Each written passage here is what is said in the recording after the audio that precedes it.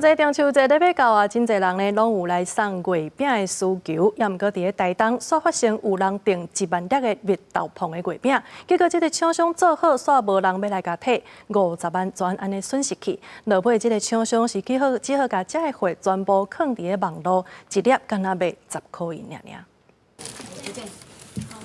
台东市这间食品行，当咧甲这个中秋绿豆椪的月饼包装好势。原来这批绿豆椪是一个外县市的老客户注文的，不过落尾煞共促销。头家讲，当初咧注文的时阵，数量的需求沟通不良，虽然对方有先付定金，不过落尾手也是决定外买，造成1万粒的绿豆椪卖袂去，损失估计有50万。就是我们入单有一些疏失，然后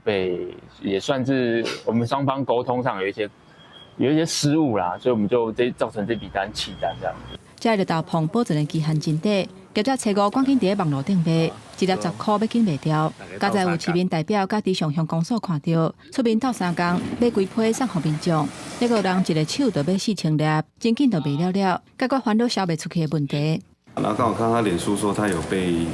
弃单的情况这样子，那我想说刚好我自己也蛮喜欢吃的，所以我就想说要去买这样。我们用行动支援一下，那同时也在可以中秋前来赠送给我们池上的文件站跟关怀据点的长辈。